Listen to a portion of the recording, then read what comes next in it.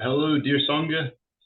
I'm really happy to be here with you all tonight, and it's great to see some familiar faces here at the Sangha. I also appreciated the addition to the title, Love in Action. I didn't originally put that in the title, but I think that's a really fitting title for the talk that I'm going to give today. So I'd like to start out by asking two questions, and then I would like to also share my screen, and I would like to present a little presentation today. So let's see. Actually, I'll start out by sharing my screen if that's okay with you all. Could you all allow that? I think the host needs to enable it.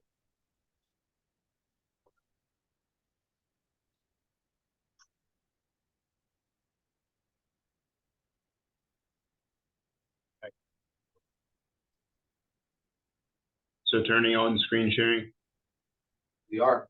Give me a minute. Okay, cool.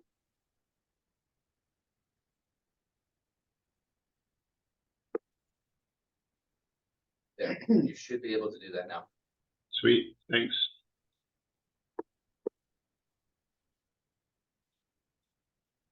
Okay.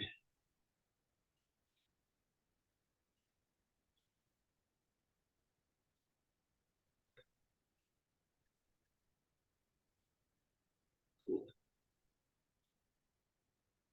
Can you all see this now? Yes. Okay. So Bodhisattvas engaged Buddhism and a special call to the DMC on today, Sunday, August 25th, 2024. So I wanted to start with a question for you all. You all have the Buddha nature, and it's right there within you right now. So I thought I would ask this question to you all. What is a bodhisattva, and how does that relate to our practice of mindfulness, the practice of sitting, of walking, perhaps some of the chants that we do? What is a bodhisattva, and how does it relate to our basic practices here at the DMC? So I'll go ahead and bow out, and I'll let whoever would like to bow in, feel free to bow in and share your answer to this question.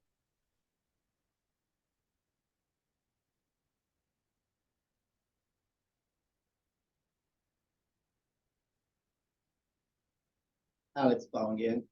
I think it's very much related to compassionate love, being able to extend compassionate love in every situation with people around.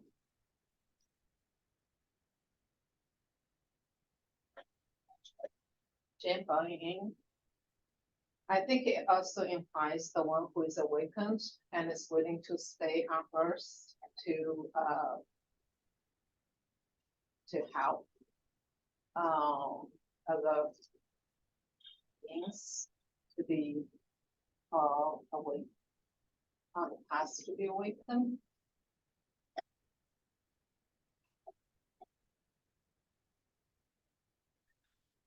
Bowing in. In terms of how it relates to our mindfulness practice, to me, that's kind of what Sangha is all about. And so we come here to engage in our own personal practice, but also to support each other in our collective practice. To me, that's precisely what a Bodhisattva path is. It's like you're supporting everyone else in their practice and like moving towards like.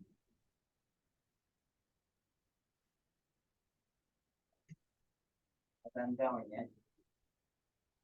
I would also like to add that we're putting what we learn into action, and we take it with us everywhere we go. So we take it to work, we take it to whatever event we're going to, and we take it home. And so we put everything that we learn into action.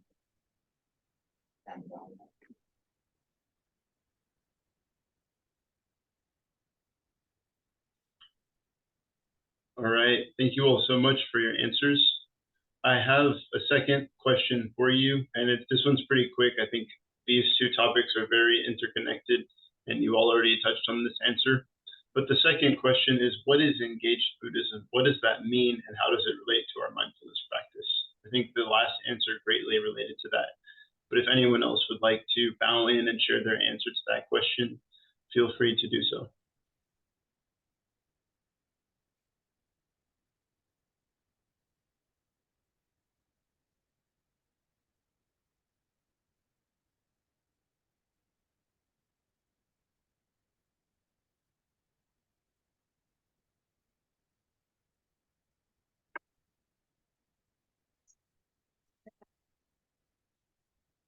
What is engaged Buddhism? First of all, I think engaged Buddhism is taking action. Taking action.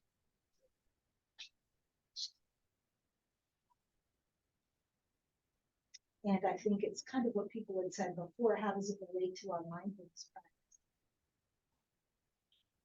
Well, to be engaged in this particular way, I think in the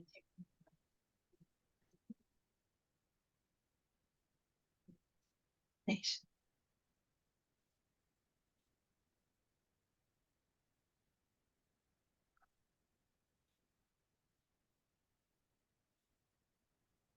Hannah bowing in. To me, engaged Buddhism is practicing the pause, not being reactive from moment to moment. Interactions with people throughout the day, giving a little bit of internal space before reacting to begin to see the world and interactions and other people through a different lens, through a more mindful, compassionate lens.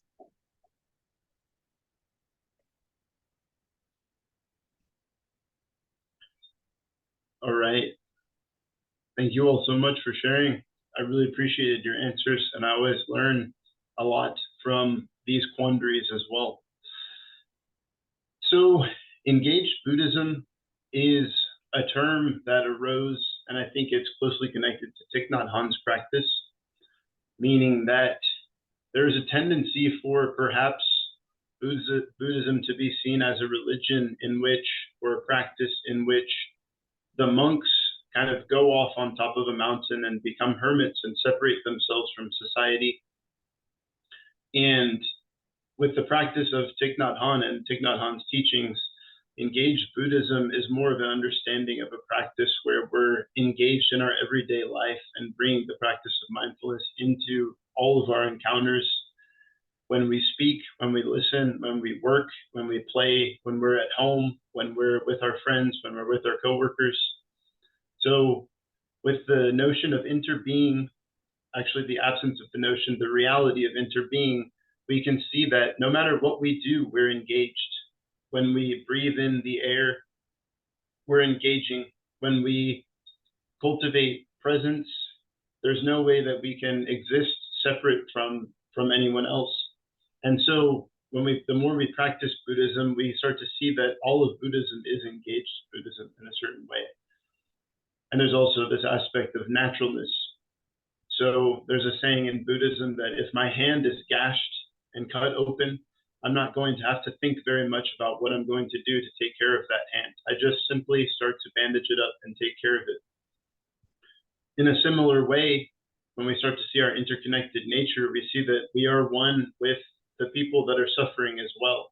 And so when we see that they're suffering, we don't have to think about it. We simply just respond with a compassionate heart. So I wanted to hit on a few more examples and stories to invite those sounds to occur in our consciousness. And so the next is sharing this image. This is a sculpture that I made last week. No, I'm just kidding. I did not make this.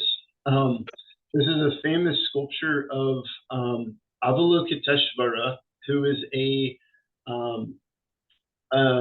prime example of what it means to be a bodhisattva in the story of many Buddhist lineages. So this could be seen as an image that we bow down to in reverence, but I think more importantly, when we look at this image clearly and excavate it, we can see it as maybe more of a clear image of what the Sangha is, what the community really represents, and what it's a potential that we can actualize within our practice and our community, seeing that we're interconnected. So I wanted to share this story that a practitioner of meditation was continuing to practice, and after a certain number of years, they had made it very far along the path. And so they were very close to what's called nirvana, or attaining the ultimate state of consciousness. And as they were approaching nirvana, which some might see as this ultimate enlightened state, as they were approaching that, they were getting ready to go into this state of awakening that they had attained. And suddenly, upon the approach, they hear the sounds of myriad beings crying out in sorrow, because they're going to lose this being who's going to become so enlightened and leave them behind, in a sense. And so as this being is meditating and gets so close to nirvana, hearing the cries of these beings, this being turns back and refuses to go into the state of ultimate enlightenment, and instead dedicates their path to serving all of those beings who are crying and in sorrow and suffering, and working for their liberation before this being decides to go into that ultimate state of nirvana. And so the word Avalokiteshvara means the one who looks down upon the beings of the world, or the one who hears the cries of the beings of the world.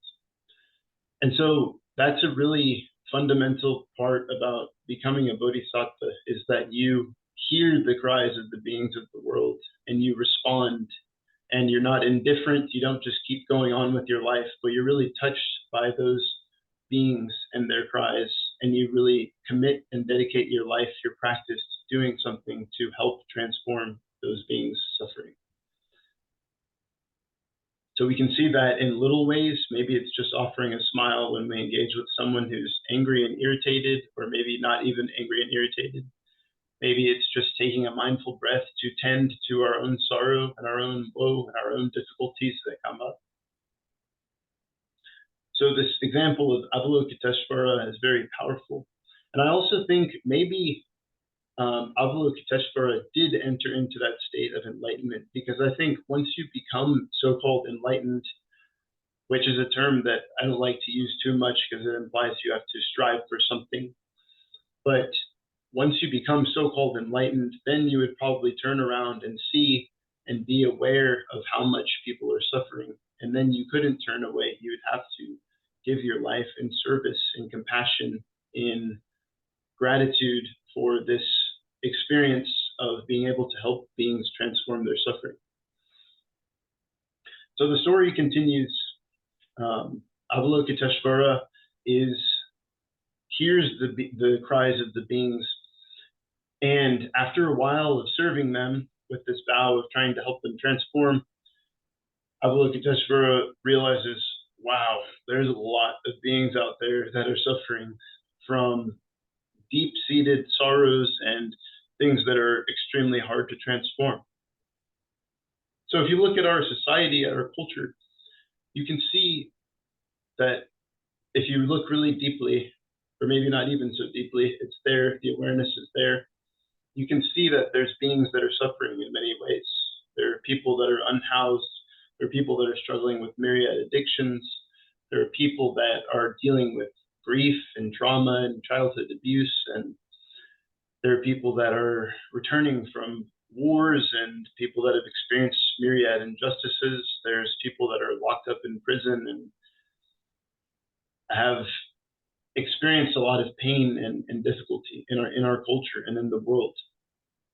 So part of the path of the Bodhisattva is opening yourself to that sorrow, to that pain. And as the story goes, Avalokiteshvara continued to serve, but at encountering the number of beings, the saying goes that Avalokiteshvara's head then broke into 10 pieces. So In our practice of trying to live compassionately and help others, we may encounter difficulties. It's not going to be easy, and we may feel as if our head is splitting into 10 pieces. So the next part of the story is that Amitabha is there. Amitabha, the Buddha that you all talk about in the Taoist Meditation Center quite frequently, the Buddha of clear seeing, notices that Avalokiteshvara's head is broken into 10 pieces and grants Avalokiteshvara 10 different heads with which to observe and to listen to the sorrows of the world. So if you look at this image, you can see somewhere around 10 Buddha heads on top of this main head. This head broke open, and now there's 10 additional heads on there. And I kind of see this as, if you're going on the path of compassion and you have no Sangha, there's a good chance that you might feel overwhelmed and perhaps overburdened. But then once you find the Sangha, it can be like adding on 10 different heads, 10 different modes of stability that are there to support you, that are there to listen, that are there to strengthen your intention of compassion and enrich that aspect of your life. So even though Avalokiteshvara now has these 10 heads and is serving all the beings, it's still not enough, because Avalokiteshvara only has 2 hands and is reaching out to so many beings that it becomes overwhelming. And then the hands then shatter into 10,000 different 10,000 pieces. And again, Amitabha is sitting there nearby and ends up granting Avalokiteshvara 10,000 hands with which to serve the world. So again, the compassion is multiplied exponentially.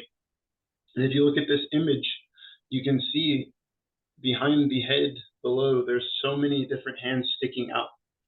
So this is a very famous image of what it looks like to be a Bodhisattva, is to have all these hands that are reaching out.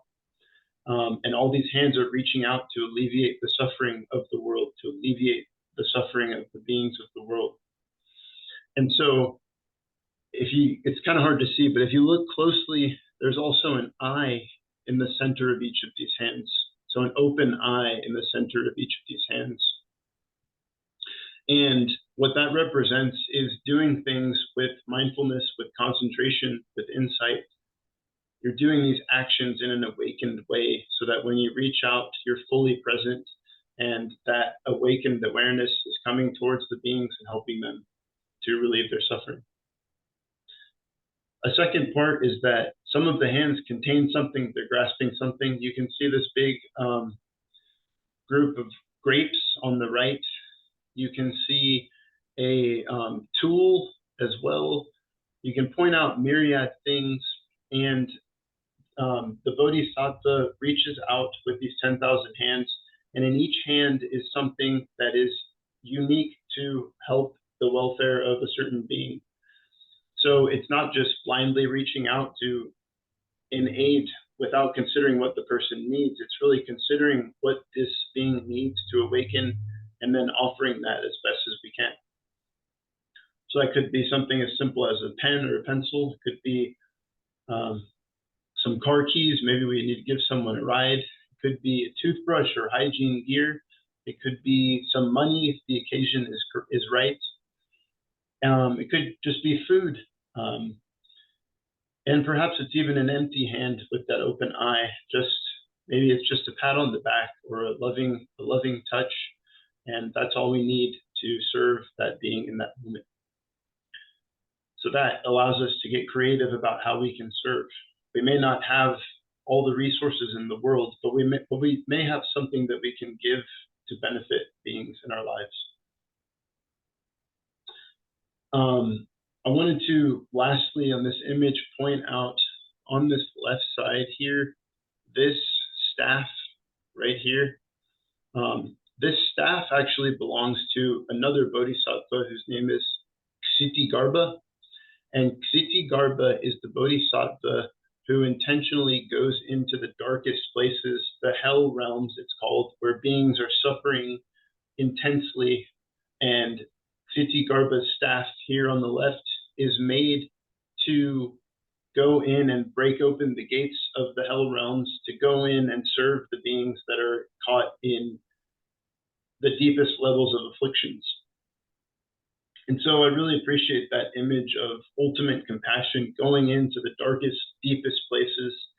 And I've drawn a lot of inspiration from reading stories of Buddhist teachers who are able to do that, to go into the deepest, darkest places in our culture, the underbelly, the shadow side, the caves, the things that everyone else wants to suppress and run away from, and go there in order to serve and to benefit beings in their lives. So that's Avalokiteshvara, pretty famous Bodhisattva, and that is a archetypal, metaphysical, mythical notion of what it means to be a Bodhisattva in our practice. So it's an aspiration, something we aspire towards. We may not get there, but we can spend our time growing in this direction. And I think that's love in action. That's a life well lived. The second image, I just wanted to touch on this briefly, is that when I look at these thousands of hands, one thing I'm reminded of is this tree here. It almost looks a little bit like this tree, which is the Bodhi tree, which is the tree that the Buddha sat underneath. He sat under this ancient, wise, old tree before he attained his enlightenment. And you can see this tree almost looks like branches branching off with myriad hands, almost unable to count how many hands there are. And so this is an example in nature of something that looks similar to this image. I'll do this little holographic flipping really quick. Okay. So I wanted to tell a few stories in the Buddha's life. The first one's a little bit longer. The second one's pretty short. And I think this kind of illuminates engaged Buddhism and the path of the Bodhisattva as well. So this is from the book Old Path, White Clouds that you see there on the left, written by Thich Nhat Hanh. I highly recommend this book. It's got some really amazing examples from the Buddha's life, and it really serves to enrich one's understanding of the practice of mindfulness. So this excerpt comes from chapter 43 of Old Path, White Clouds, and this chapter is called Everyone's Tears Are Salty. So this chapter starts out by the Buddha going to one of the wealthiest king's homes, and he goes there in order to teach the Dharma, the practice of mindfulness, and to give his version of the 5 mindfulness trainings to the king, and to take refuge in the 3 jewels as well, to one of the wealthiest aristocrats in his society. From there it reads, the retreat session concluded with a large service at which the king offered new robes to every bhikkhu and distributed food and other basic necessities to 4 families. At this ceremony, the king and his family formally took the 3 refuges. After the retreat, the Buddha and other bhikshus traveled to neighboring regions in order to spread the Dharma to more and more people. One day, as the Buddha and bhikshus were begging in a village near the banks of the Ganga, the Buddha spotted a man carrying night soil. The man was an untouchable named Sunita. Sunita had heard about the Buddha and bhikkhus, but this was the first time he had ever seen them. He was alarmed, knowing how dirty his clothes were and how foul he smelled from carrying night soil. I'm guessing that night soil is probably the feces and the excrement of the classes that he's carrying out, probably to some dump, and the Buddha encounters him in this way. He quickly moved off the path and made his way down to the river. But the Buddha was determined to share the way with Sunita. When Sunita veered from the path, the Buddha did the same. Understanding the Buddha's intent, Sariputta and Meghiya, the Buddha's attendant at the time, followed him. The rows of other bhikkhus came to a halt, and they quietly watched. Sunita was panic-stricken. He hastily put the buckets of night soil down and looked for a place to hide. Above him stood the bhikkhus in their saffron robes, while before him approached the Buddha and 2 other bhikkhus. Remember, these are brand new, clean robes that the king just granted them, and the Buddha's following this man carrying excrement in these clean robes.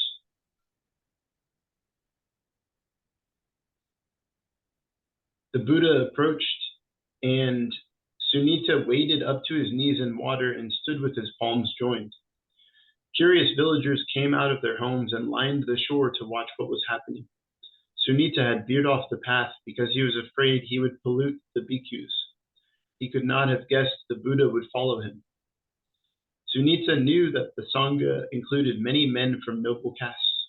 He was sure that polluting a bhikkhu was an unforgivable act.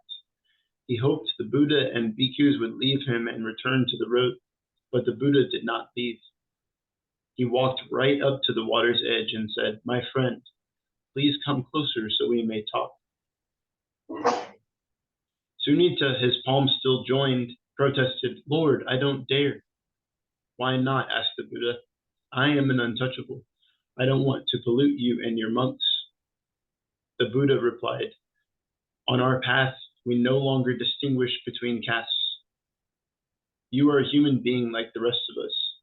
We are not afraid we will be polluted. Only greed, hatred, and delusion can pollute us. A person as pleasant as yourself brings us nothing but happiness. What is your name?" He said, "Lord, my name is Sunita." "Sunita, would you like to become a bhikkhu like the rest of us?" "I couldn't." "Why not?" "I am untouchable." "Sunita, I have already explained that on our path there is no caste. In the way of awakening, caste no longer exists. It is like the Ganga, Yamuna, Akiravati, Sarabu, Mahi, and Rohini rivers. Once they empty into the sea, they no longer retain their separate identities." So again, we can see that image of enlightenment. It's almost like the path of the Bodhisattva is about entering into that ocean and leaving behind that notion of separation. A person who leaves home to follow the way leaves caste behind, whether he was born a Brahmin, a Kshatriya, a Vaisya, Sudra, or untouchable. Sunita, if you like, you can become a bhikkhu like the rest of us. Sunita could hardly believe his ears. He says, "No one has spoken to me so kindly before. This is the happiest day of my life." The Buddha handed his bowl to his assistant and reached his hand out to Sunita. "We will ordain him right here on the banks of the river." But then the story goes on. The Buddha goes on to help bathe Sunita and help him into his robe, bathing this untouchable man and converting him to the path, or bringing him into the path of awakening. And so the story proceeds to where some time passes and the king comes to visit the Buddha. And on the king's way to visit the Buddha, he passes by a man sitting on a rock who is looking extremely placid and peaceful, and his presence is shining with this sense of understanding and awareness. And the king smiles to this monk sitting on the rock and proceeds forth to the Buddha. And the king's question is, how could you allow an untouchable into your Sangha? And the Buddha answers basically, that man you saw sitting on the rock looking so placid and peaceful was Sunita, the untouchable. And the king understands. And then the Buddha closes with this quote. He says,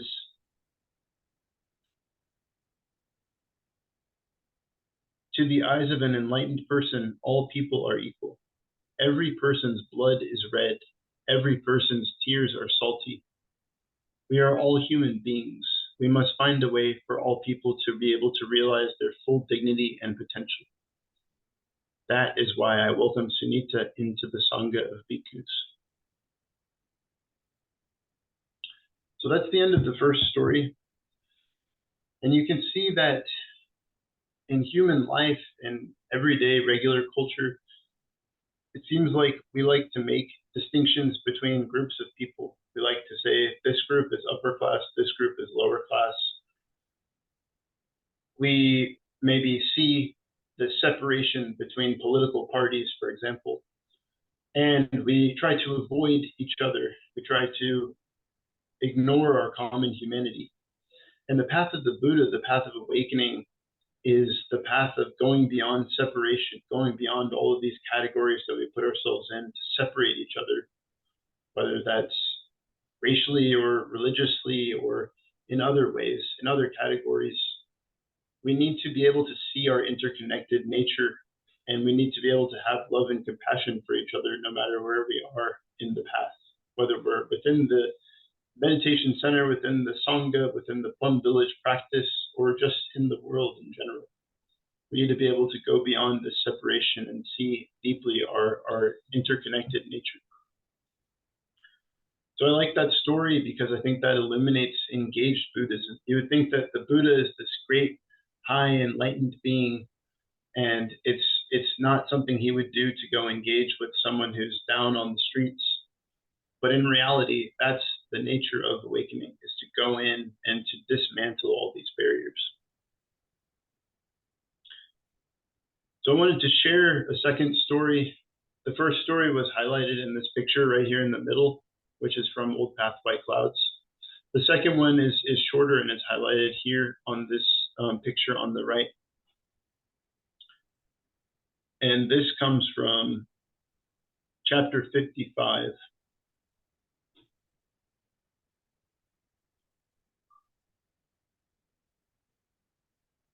Let me scroll down and find it. 54. Chapter 55. This is called The Appearance of the Morning Star, this chapter. So one day the Buddha and Ananda visited a small monastery located just outside the city. As they arrived when most of the bhikkhus were out begging. As they strolled around the monastery grounds, they suddenly heard a pitiful groan coming from one of the huts. The Buddha entered the hut and found an emaciated bhikkhu curled up in one corner. So an emaciated monk curled up in one corner. A terrible stench filled the air.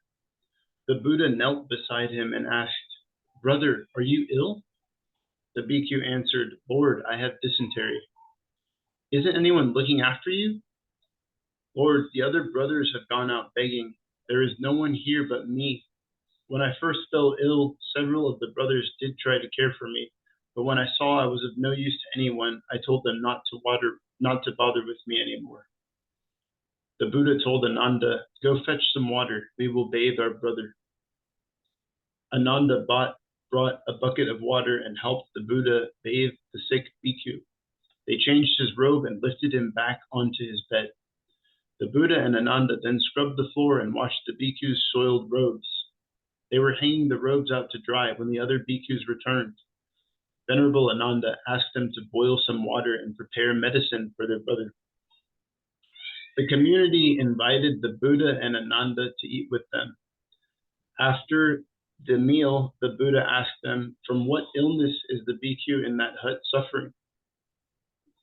Has anyone been caring for him?"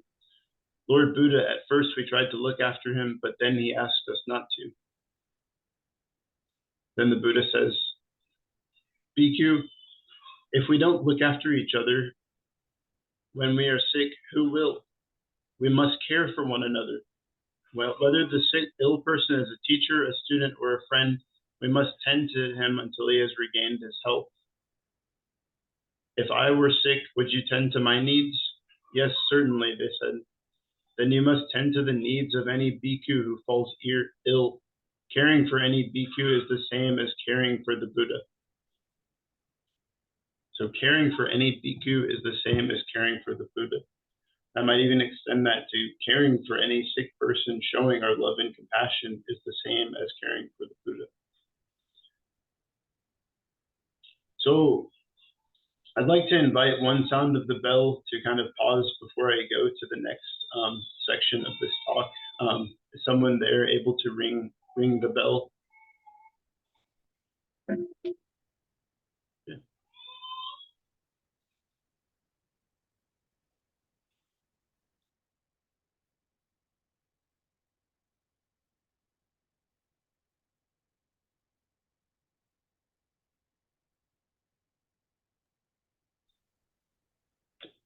Okay, so I really appreciated these stories of the Buddha, and I think they represent engaged Buddhism, going into the places that people discard, going and taking care of the sick. I wanted to touch briefly on some history of Plum Village. Recently, I read the book Learning True Love by Sister Chan Kong, who was kind of Thich Nhat Hanh's closest attendant throughout most of his life.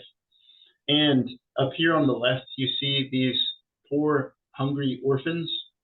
And Sister Chen Kong felt very close to the orphans. And early on in the story, she talks a lot about going into, she was born into a family that was kind of like middle class in Vietnam. And she talks a lot about riding her motorbike into the areas where people are poor and hungry, and the education system is broken down and people are struggling to get some kind of finances or food. And she goes in and brings her rice and brings her education and helps teach the young people and helps give people little micro loans so that they can start businesses and go and support their families.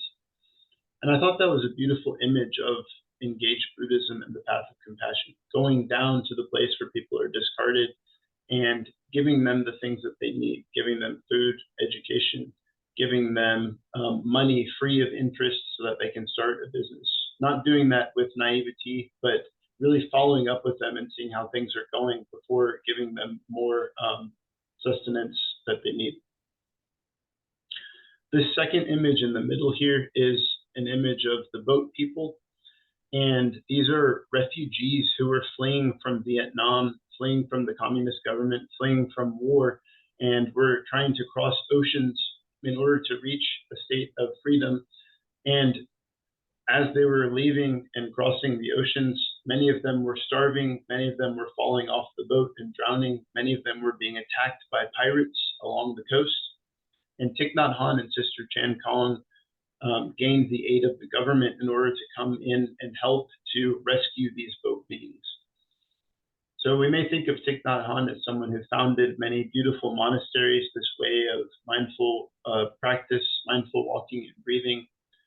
And he did those things, but he also got engaged in these dangerous, difficult, hard situations in order to help people that were really in difficulty and that were really suffering.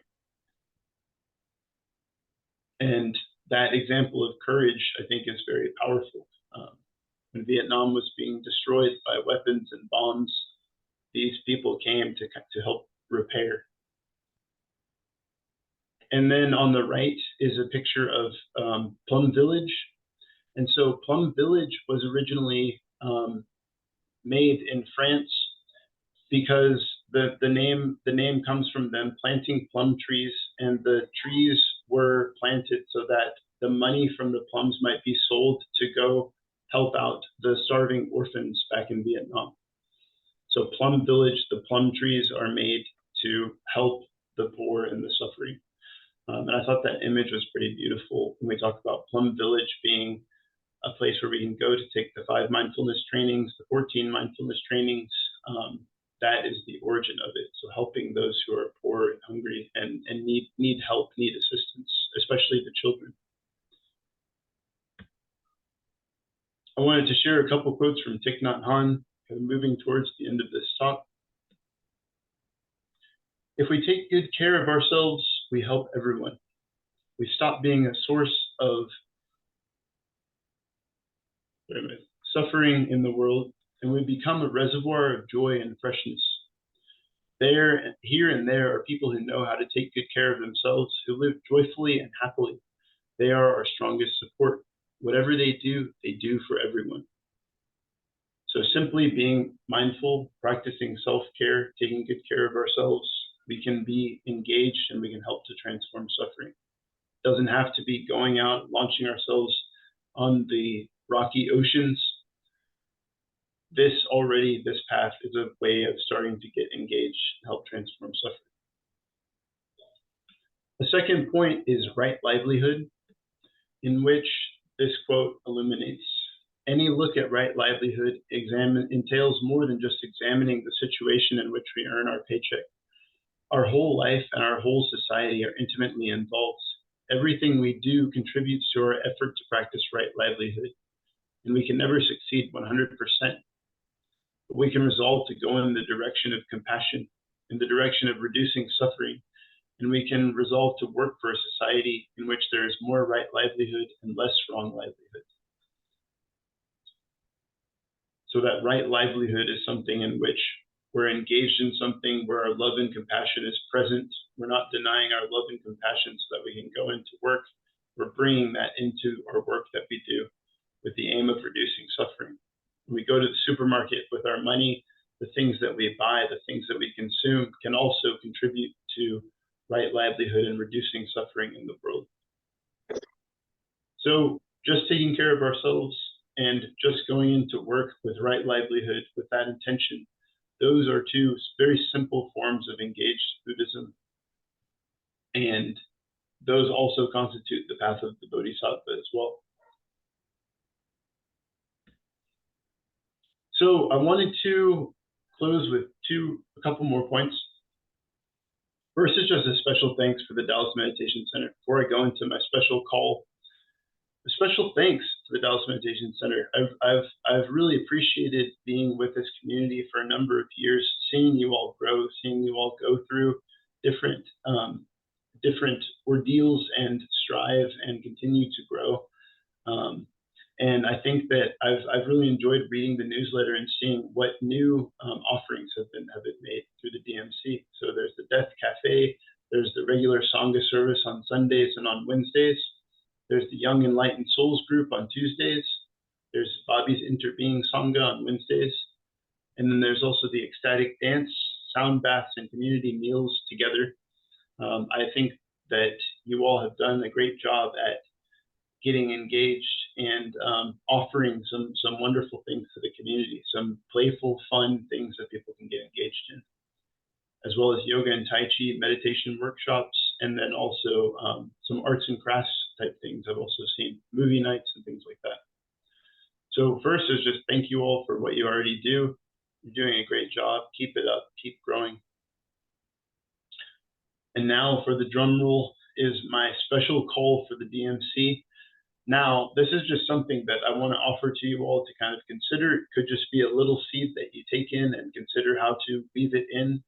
But this is something that I wanted to share with you all.